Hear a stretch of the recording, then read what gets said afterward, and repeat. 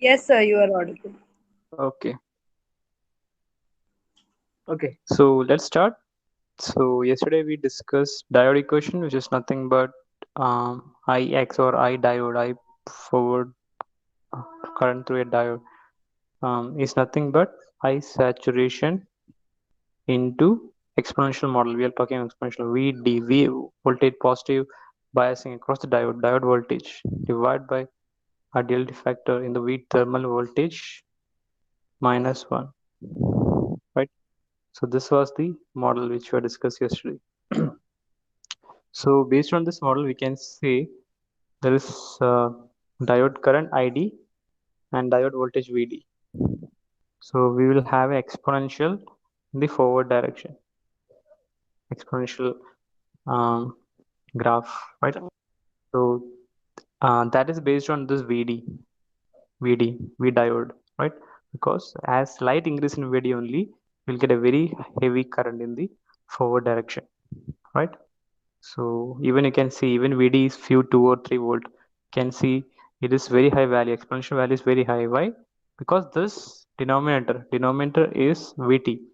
VT is nothing but KT by Q, where K is the Boltzmann constant, 1.23 into 10 raised to minus 23 joules per Kelvin, and T is the normal temperature or temperature at which the diode is operating.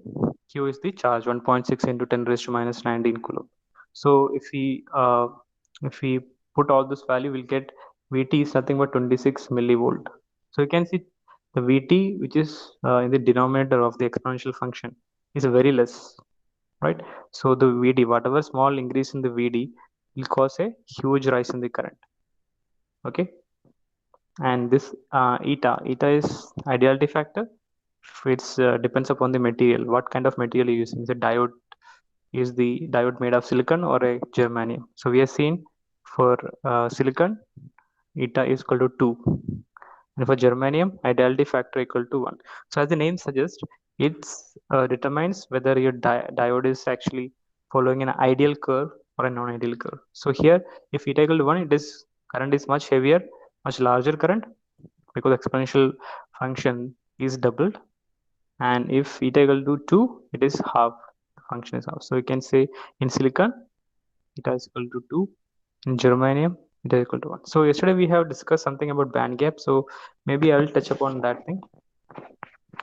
So okay, let me explain the reverse voltage. So what happens in the reverse direction when the VD is negative? That means VD is negative, we can see there is a very less current because the exponential function is reversed. So we'll get something like this, some exponential function minus 1.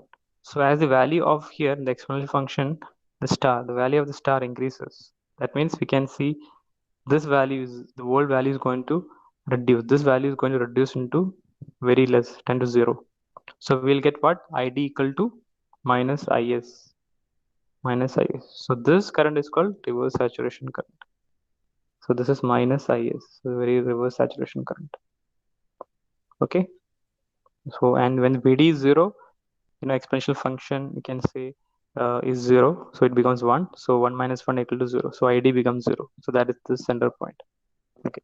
So this equation you should understand, and different points of this equations also you should like appreciate. Okay. And when VD is very heavily negative, we can say this reverse as IS is still the same. The current is still minus IS, right? So we have discussed about the breakdown also, and but a limit. There's always a limit with any device, any diode or transistor or any resistor also, beyond which it cannot hold, right? It just break down, it burns because of the heavy current carrying, heavy electron flow, or you can say kinetic energy of electrons, okay, or heat dissipated. So different points are there's thermal limit, there is voltage limit, there is current limit, there's power limit, etc. Okay. So now we'll just see what happens and why this is the ideality factor is affecting the silicon. My silicon ideality factor is 2, that means current is less, and germanium it is 1. So what makes the difference in the material? Right? What makes the difference in the current characteristic with respect to material? So we have to explain the band gap energy. So what is band gap? We have seen the um, three types of materials. That is insulators. It doesn't allow much current through them. The resistance is very high. And extreme end we have conductors, which easily allows the current flow across them, right? So the world of electronics, this the success or the secret of electronics is because of in between region called semiconductors. So what is semiconductors? They are in between insulators and conductors. So the resistance is in between insulators and conductors, right? So this we can say this actually supports the semiconductor actually supports the basic definition of electronics. So what is definition of electronics? We can say the science which we can say science of various ways and means to control the electrons. Okay, basically what the electronics is nothing but control of electrons, right? So how to control the electrons? We have switches like diodes, unidirectional valve, transistors like pipes control the flow of current, and then we have um, yeah, we have different kinds of sensors also based on our sound or the input, light, heat, whatever a kind of electrical signal is generated. So all this needs current flow. So the basic electronics is control of electrons, right? Control of electrons for applications for the human benefit or whatever you can see. So this happens because of this in between region called semiconductors, whose resistance is in between insulators and conductors, right? So this helps us to have a control of the flow of electrons. So this helps to design switches. Basic of electronics is all made by the switches. There are different switches. All the even your smartphone or laptop or whatever electronics system is basically a collection of switches and large number, billions of switches. Using those switches, we can employ different algorithms, different mechanism techniques to control the electron flow, right? So this is what about electronics, and this is done help of semiconductors, using which we design a lot of switches, transistors, diodes, etc., etc. Okay, so that's about the semiconductors. Now let's focus on the band gap. So why the electrons? Why the electrons in the conductors have easy flow? So if we see the band gap, you can see there are. I'll draw like this. Now, if you see the insulators, you can see there is two energy levels. One is valence energy level. I call EV, valence energy, and conduction energy band, EC, right? So this is EV is here, EC is here. So what is EV? The energy level or energy. Harsh Agrawal, you can please switch off your camera. Okay. So EV is the energy level of the electrons in the valence shell of the atom, and EC is the energy level of the electrons in the conduction band of the atom, right? So the difference in this energy level is nothing but your band gap energy. This is called EG, energy band gap. Okay. So in the insulators, thus EG is very high. That means a single electron in the valence band of insulator atom, single atom, needs very high energy to reach into the like conduction. So it is very difficult.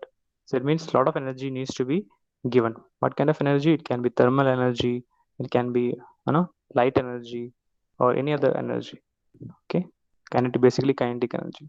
So this is very rarely possible. So usually insulators doesn't have much of conductors. They have very high resistance because of this reason. Now what about conductors?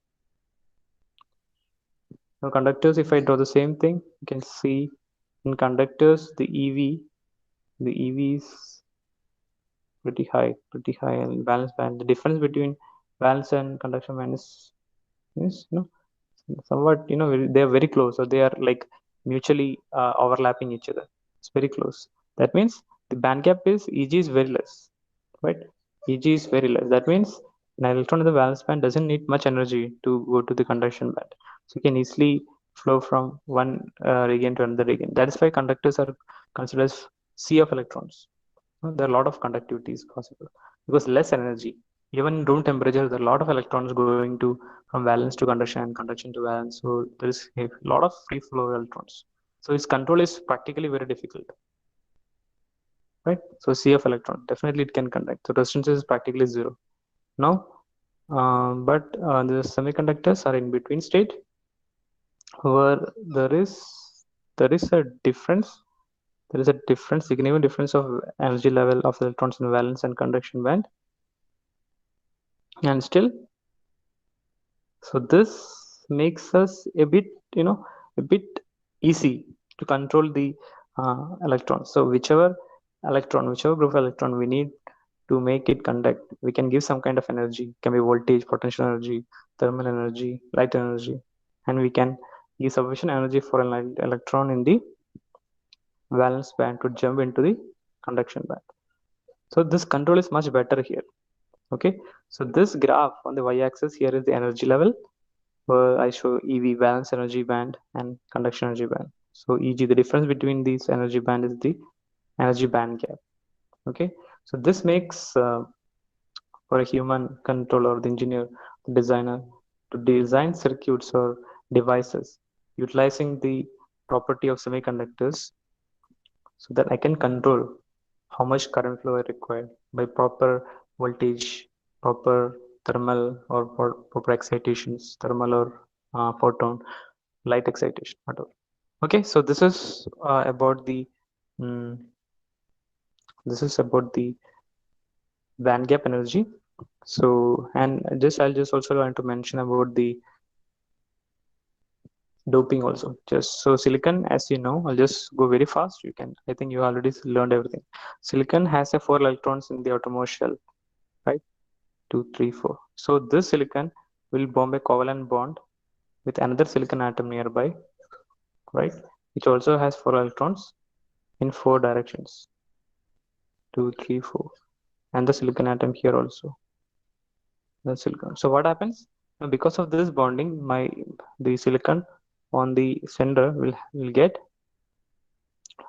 8 octet electronic configuration. You can see here the silicon on the one is having octet electronic configuration is becoming stable. So it likes to form bonds with 4 silicon atoms nearby so that it is getting stable.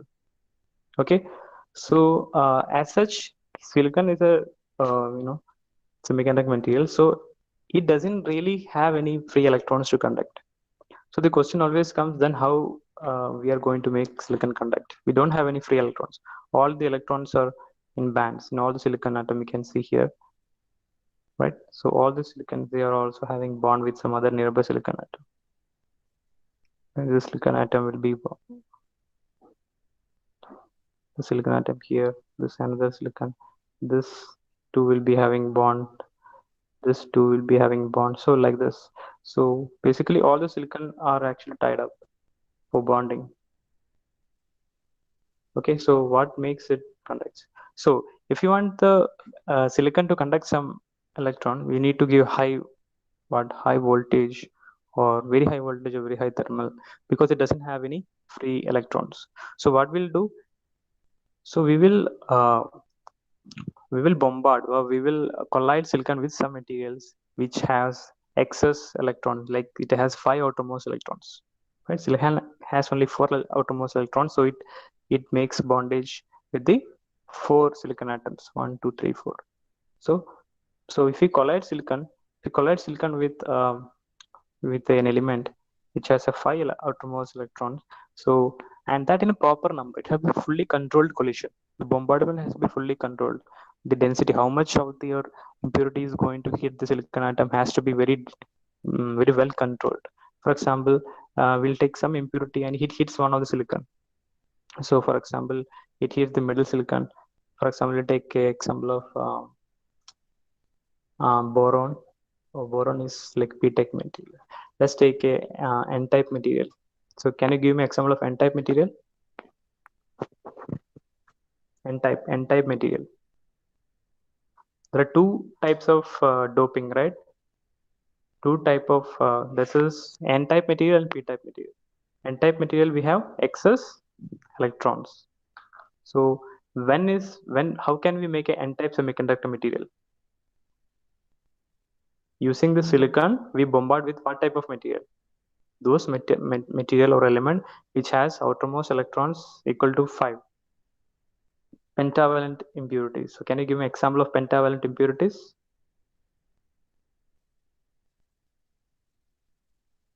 And pentavalent means it will be donating one electron. And what about trivalent impurities? Trivalent impurities will be lacking one electron. Yeah, pentavalent. Say for example, you can say nitrogen. Yeah, Aditya, you're right. We can have nitrogen. Usually we can use nitrogen or phosphorus. So usually used is phosphorus for pentavalent, and for trivalent we can use boron, right? Boron or something.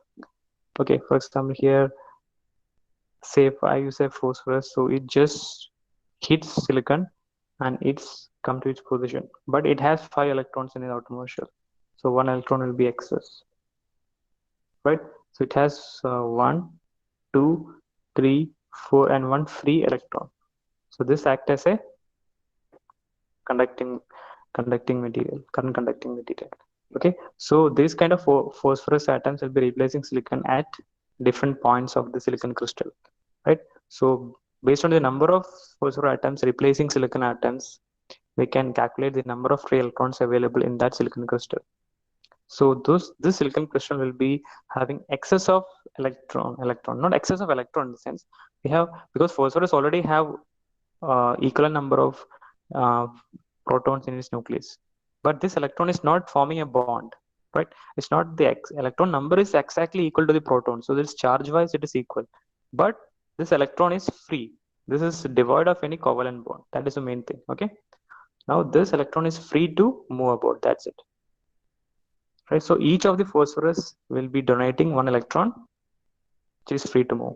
So when now we can, if we give a voltage, some small electric field, so this electron can conduct current, right? If I give a field like plus and minus here, and these electrons can attract it towards the field, so it can conduct current.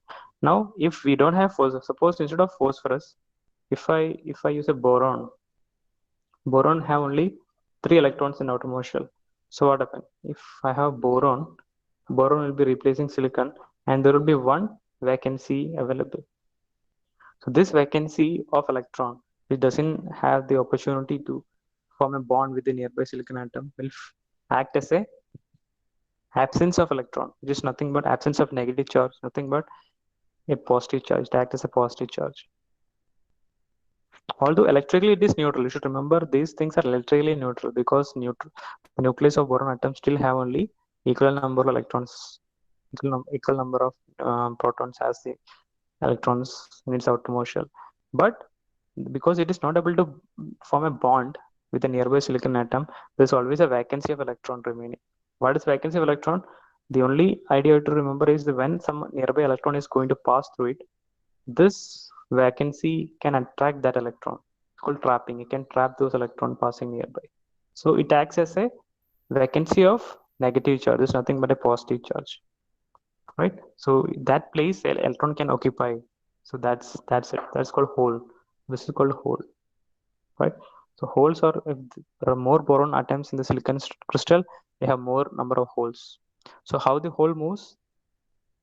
Yeah, like just we have discussed, say one of the silicon atom nearby have some electron in the top left, you can see here. Suppose because of the excess of the temperature or field, this electron is trying to move somewhere. So when it moves, it gets trapped into the positive positive charged electron vacancy, right? So it is getting, moved to that hole. When it moves to that point, that hole, we can see another point, this vacancy is created in the top. Okay, this is become a vacancy in the top left in the figure. So now it acts as a vacancy of electron. Now it acts as a charge plus. So although you can see here what is moved, only the electron has moved from left to right. But net effect, we see a positive charge moving from right to left. Okay, and this goes on. Now another vacancy another electron here on the left again get attracted to this hole and it jumps there, right? Then what happens? Now this electron has moved from left to right, but the hole has moved from right to left. Okay, so hole has moved from right to left, so we see a conventional current passing from right to left, current I. Okay, because we always consider hole movement as the conventional current, moment of the positive charge. Okay, so this is the movement of holes. Actually, you can see hole movement is nothing but the movement of electrons only, but in opposite direction. So what is hole? Is a vacancy of electron. So vacancy of electron will act as a positive charge. So passing electron can jump into those trap, and we see that electron has moved. In net effect, we see a positive charge has moved from opposite direction of the electron flow. Okay. So but one thing you can note here is, um, so the hole movement is quite bit slow than electron movement, because holes need some trapping mechanism, some hole, some vacancy. The nearby electron has to jump excited from that position and jump to that hole. So it always needs some conditions, like, so we can see hole movement is a bit slow, although hole movement is electron flow only, but in opposite direction. But the the, the electron flow in type of n-type material, we have a lot of electrons which has not bonded, and their flow is much easier than the movement of holes in the p-type material. So we can see hole movement is much slower than electron movement. Okay, so we can know that mobility of holes, you can say mh, less than mobility of electrons. Okay, so by convention or by you can say mathematically, mobility of hole is around 3 times mobility of holes is mobility of electrons. Okay, so this is usually we have calculated this value. So what is the meaning of this? Mobility of holes is around 1/3 of mobility of electrons. That means 3 times of mobility of holes is mobility of electrons, right? Because electrons are much faster. You don't need any trapping mechanisms or any uh, you know um, vacancy requirement or requirement for the movement of excess electrons. That means where electrons are the majority carriers. But when holes are majority carriers, it is a bit slow. Okay, so whenever you have two materials of n-type material and p-type material, you should know the conduction is fast in n-type material, right? Because holes are a bit slow, right? Okay.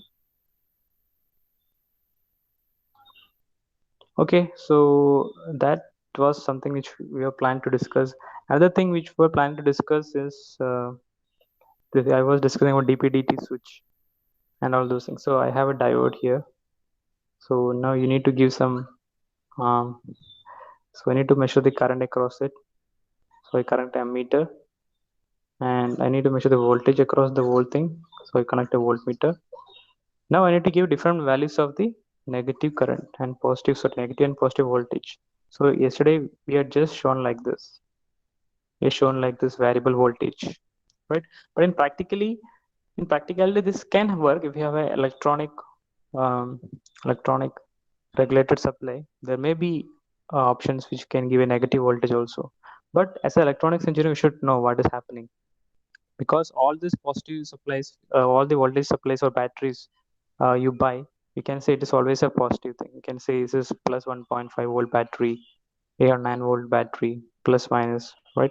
So we have a battery which is plus 9 at one point and 0 at the other point. Okay, so but we don't see a negative. But in diode, to plot the characteristic of diode, we need a voltage of negative. We need to have a negative voltage also. So you should know how it is done inside the regulator supply. So one thing we use is we'll use a potentiometer. So we know what is potentiometer. There is actually, we have seen, say, big resistance is there, and in between there is a point, sliding point. So what is the sliding point? By sliding this point in the middle of the potentiometer, I can vary the different resistance. Okay, so this point, there are one point input, second is this one end, and by third point, by varying the third point, I'm varying the resistance across 1 and 3, right? This resistance I'm varying, and 3 and 2 also I'm varying, right? Right, by sliding the third point. Okay, So I have the opportunity to vary the resistance between 1 and 3 and 3 and 2 simultaneously while varying the sliding point. So basically it is a mechanical arrangement. By mechanical arrangement, so that I can slide the this point. Now I can this point I can take to some other point. Okay. So now this variation in resistance I can convert it into variation in voltage if I am able to give a voltage source here. So if I connect a voltage source here, you can see a big voltage source, maybe 15 volt or something, or this I'm connecting two batteries in series. Say this is 10 volt, this is also 10 volt. So now I got a right 20 volt, whatever. So this 20 voltage will be dropped across this whole resistance, right? And the top point will be, can say, plus 20, and bottom point is reference minus 0 voltage or ground potential, right? So the whole drop across the resistance is plus 20. Now as I vary this potentiometer, middle point of potentiometer, I'll get all the voltages between 20 and 0, right? The top position at this point I'll get plus 20 volt, at bottom I get 0 volt. Okay. So still now using a potentiometer arrangement, we by using a sliding arrangement or potentiometer, we can vary the resistance by using variation of resistance. Have just procure different values of voltages, right? Plus 22. Now still I am not able to make a negative voltage here, because in diode graph we need a negative voltage also. This plus V, this is minus V, because we need to plot the variation of current in the negative direction also. Now how to do it? For that we use a switching arrangement, right? So we'll talk about switches, basics of electronic switches. So this is switches. So switches, different switches. Single switches we are using was this thing. This is a simple switch, right? This is arrangement here. We press the switch. This is the switches in our home for fan, light, and all those things. So mechanical. Why mechanical? Because we give a mechanical force here, right? We push this switches using our hand, fingers, or whatever. It's a mechanical input. So if we give mechanical input, this is a pole. This is, yes, this is pole, or this is throw. I don't know what is in convention, but yeah, this point touches the bottom point, right? This point touches this point, and your current is passing through this point. Okay, so this kind of switches is called SPST, single pole, single throw. SPST, right? So this is a pole. This is a pole. Sorry, this is a pole, and this is a throw. Okay, so here we have single pole and single throw. So this is called SPST switch. Okay, so this is all the ordinary switches you see in your home. Now there is another kind of switches, single pole, double throw. So what is that? We have single pole, but right now we can have double throw. So what is the double throw? That means we have single pole. Now this single pole can have two throws. That means one throw is here, another throw is here. So there are two options. It can go to the top point, it can to the bottom point. Okay, there are two options. So this is single pole, this is single pole, but two throws, double throws, throw one, throw two, double throw. Okay, so either I can connect to first option, first switching arrangement, or I can connect to second switching arrangement, right? For example, you have some, this is, you have some voltage here, plus 5 volt.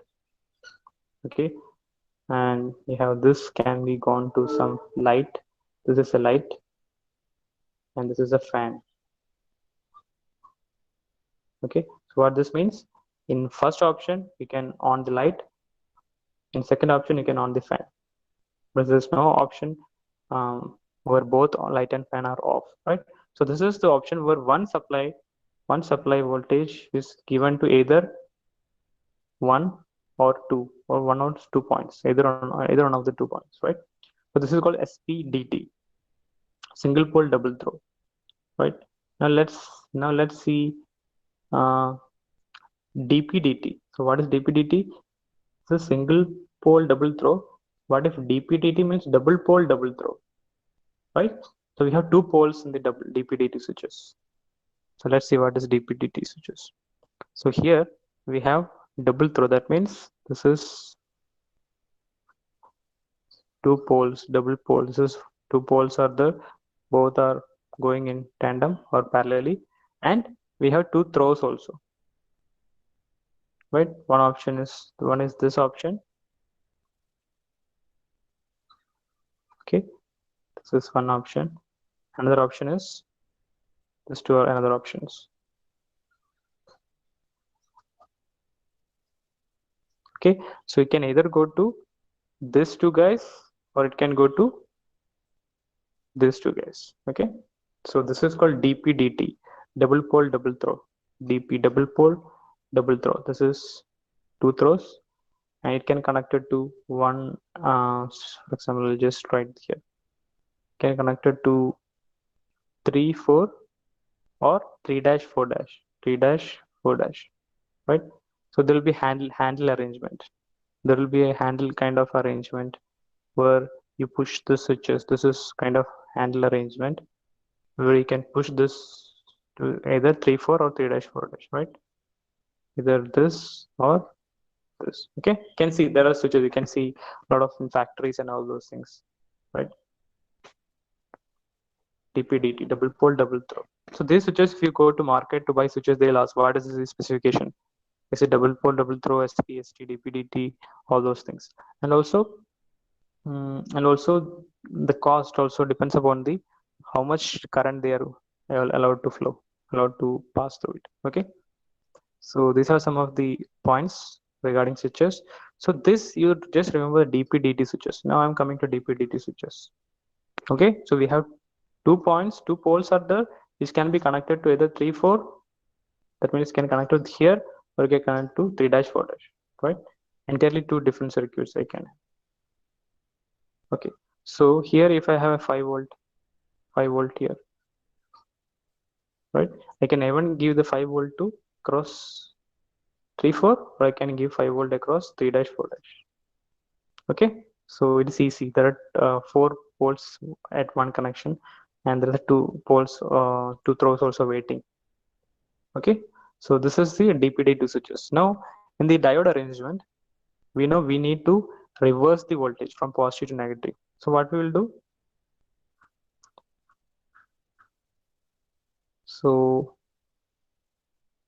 So we have a voltage like this.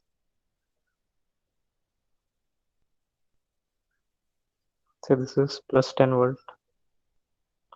Okay, now I have a potentiometer also, which give me different voltage from plus 10 at the top, maximum voltage, and 0 or ground at the bottom. Different voltage I can have here.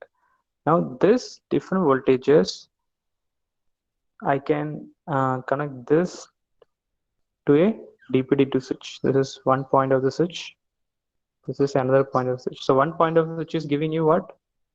Maximum 10 volt plus 10 volt. This point of the DPD switch is giving 10 volt, and this point is giving 0 volt.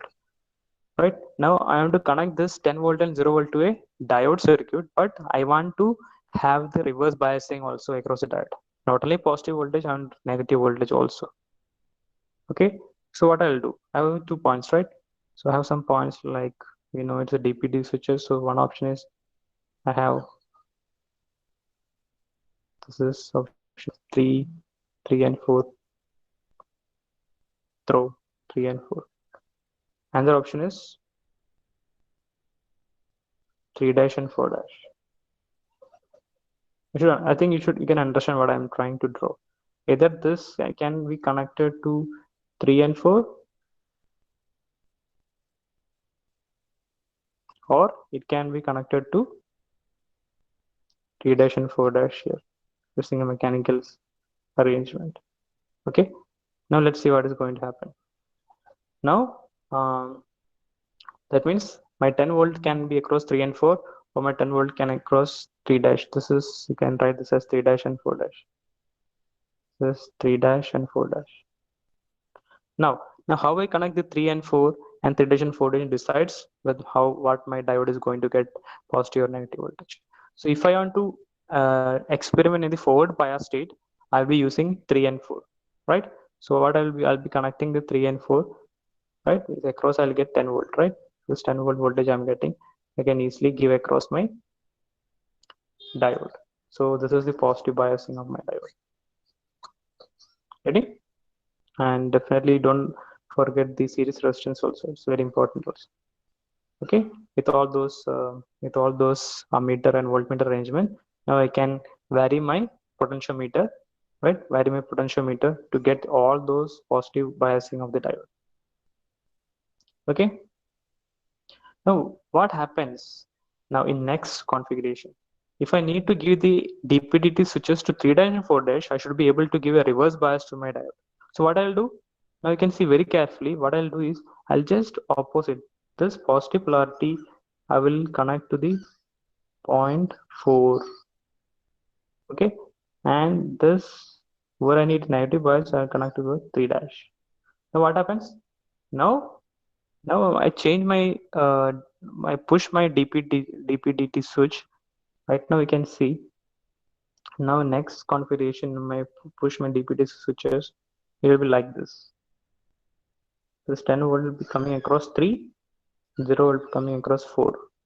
Okay, so right now you can see the 0 voltage is negative voltage is coming across which point. You can see I'm drawing in green colors. This negative 0 voltage or negative voltage is coming across the anode part of the diode. You can see here. Okay, that means I'm just trying to reverse the biasing of the diode, right? If I got one more color like this blue, this is the 10 volt positive voltage is coming across the cathode of the diode. Okay, so this is the working of DPDT switches in the diode experiment. So in the lab you may have some DPDT switches. Okay, in one mechanical shot we can change the polarity of the diode. Okay, so by using this arrangement we can have a reverse characteristics as well as forward characteristics plotted. Okay, so this remains basics of the potentiometer arrangement, where voltage drop is I can vary the voltage using the mechanical arrangement, and this DPDT switches allows me to change the bias across the diode, right? Okay, so that's it what we have pending from yesterday. Now I think we can have one problem just for refreshing. Is any doubt or queries you can ask, unmuting or typing in the chat. It's up to you. So suppose I have a 12 volt. This is a voltage source.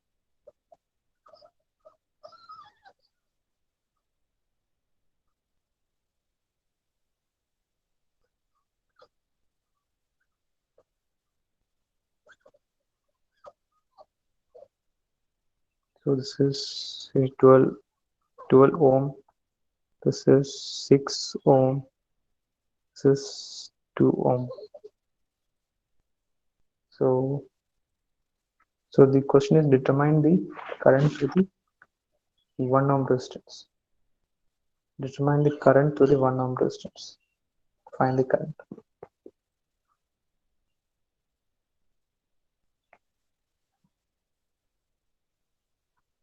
Okay, so here write the question. Determine I. Find I here. Okay, and assume ideal, not ideal. Assume first you assume ideal diode. First you calculate using ideal diode, then you calculate using real diode.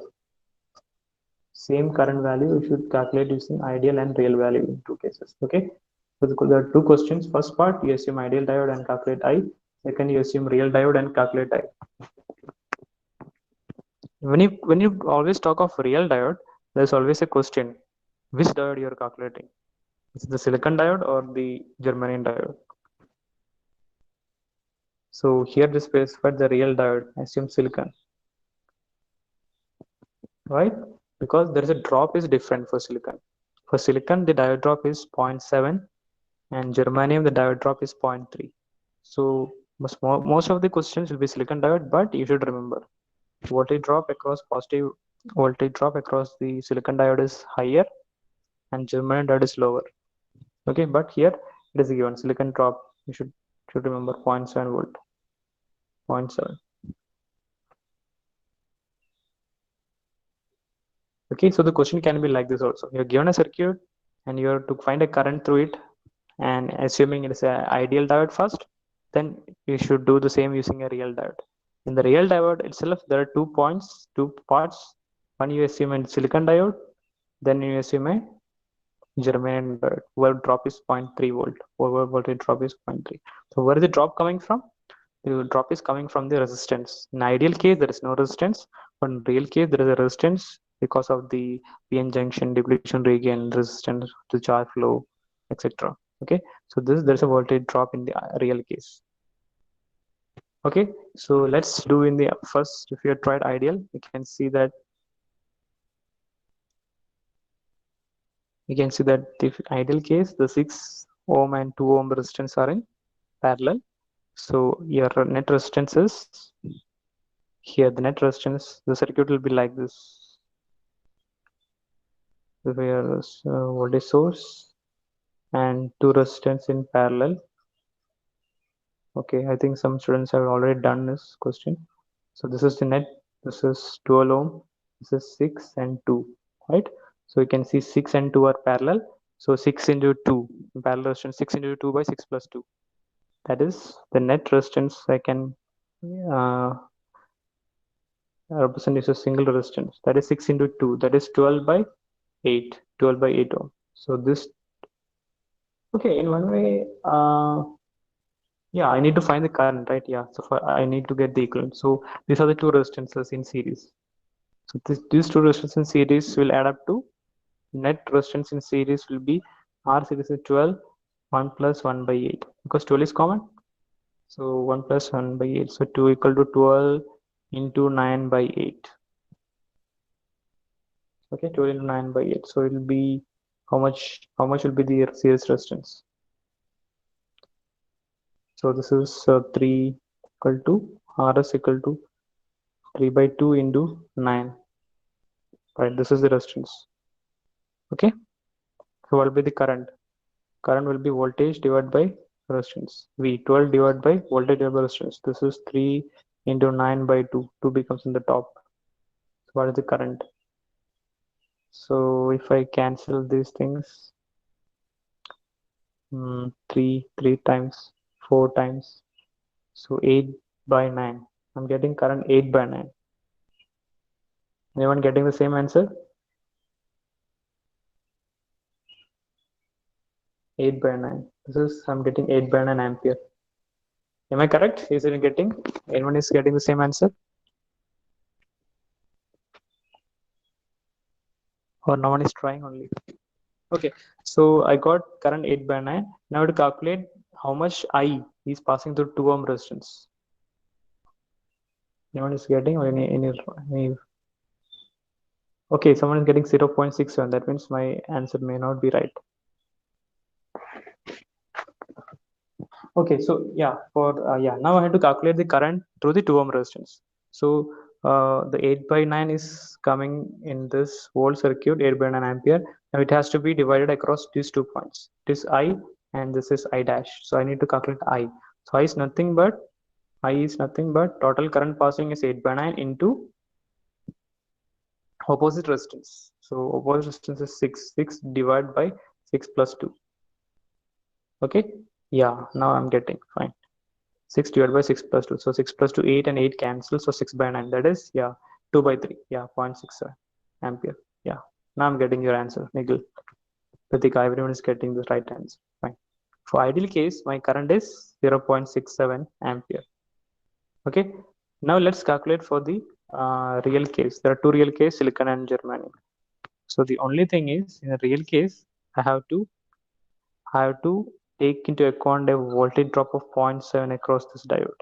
Okay, so I'll just draw it again. So we have this 12 volt here, this resistance here, and we have a diode. Okay, so this is 12 ohm, this is 6 ohm, this is 2 ohm. Now in the real case, this is 12 volt drop. In the real case, I have a voltage drop of 0.7 here, plus and minus. Okay, so what will be the yeah, this becomes a bit interesting.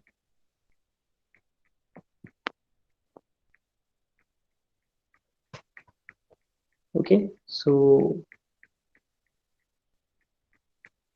how to calculate the current across the uh, current across the 2 ohm resistance? That is our question, right? To this current I, we need to find the I.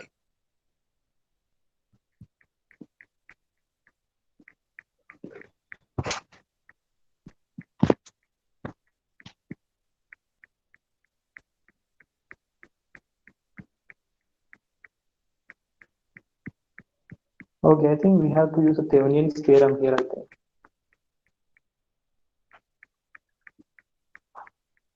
Okay, so let me make these 2 points, this point as A, this point as B.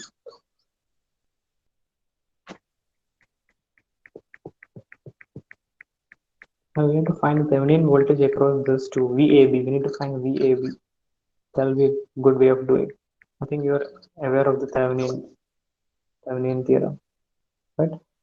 Any complicated circuit, you approximate that complicated circuit uh, by a simple circuit that is with voltage source and a resistance in series across the point which we need to analyze. For example, here we are concerned about the point A and B.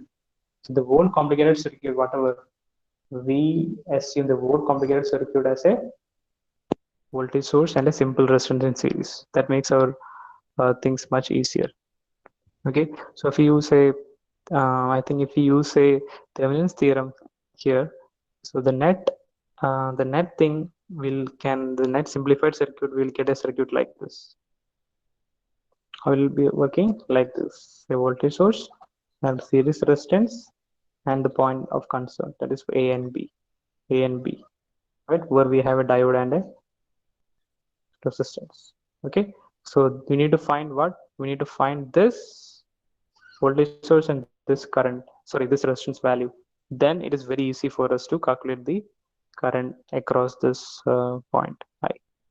So I didn't realize this. It was like circuit like this, a bit complicated circuit. Fine. So first, after finding the Thevenin's voltage, we call ETH Thevenin voltage and RTH Thevenin resistance. We can calculate the current across the diode. Simple, right? Because we have two resistance circuit, and we have two voltage sources. One is the drop across diode, that is 0.7 plus minus, and E is also plus minus 12 volt, right?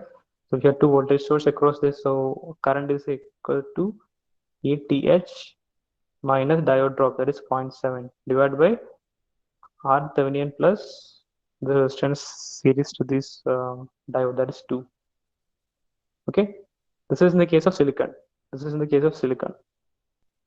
In germanium, this is the case is I, same thing will be E Thevenin minus 0.3 divided by R Thevenin plus 2 ohm resistance. Yeah, this is those two things remaining same. So here I think this is a very good illustration how the Thevenin theorems can be applied in the complicated circuits. Might have done lot of Thevenin theorem circuit analysis, but here is a simple circuit which makes our aim very easy.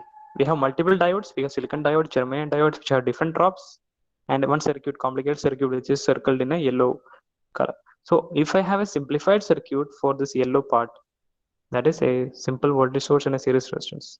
Whatever diode I can keep, I can just calculate easily the current through that diode, right?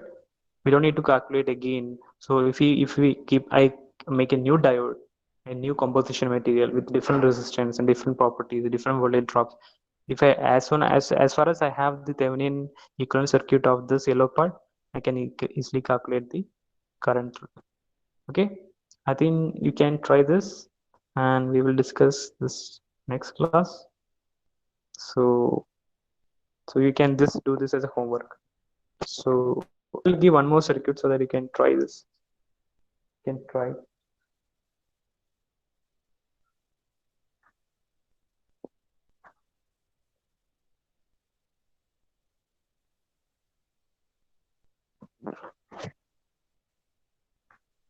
Okay, I think you can write the circuit and you can try this. So the question was, I have given a circuit and you want to find the current across the diode if the diode is ideal. Second option, diode is real.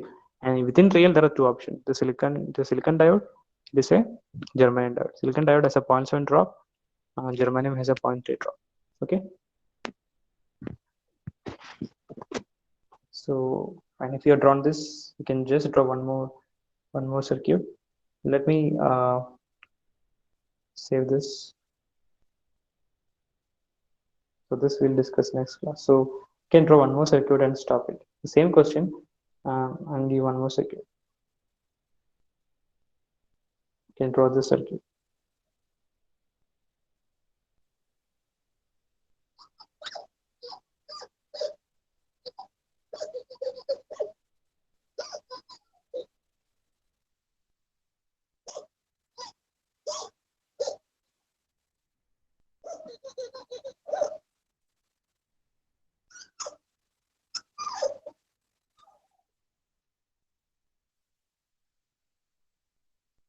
Okay, here I'm keeping one more diode for making things a bit more tricky.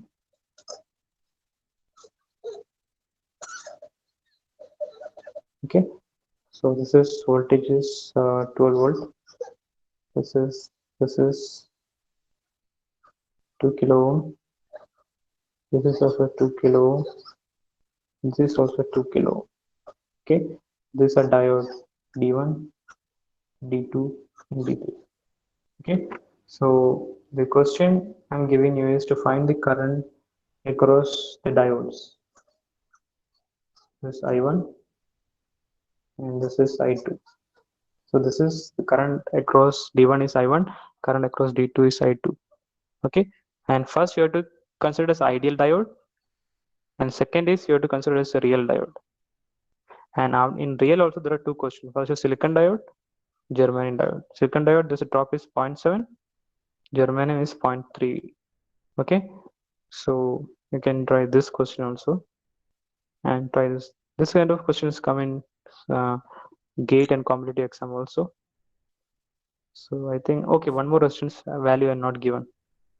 Yeah, this is also 2 kilo. Can take as 2 kilo. Okay, fine. If there are some mistakes in the question, you assume missing data because I am giving the questions based just like that. Not I'm not referring any book. Okay, so this question is, you can, if anything is wrong, you can assume missing data. Fine. Okay. So any doubts you can ask, else we'll stop.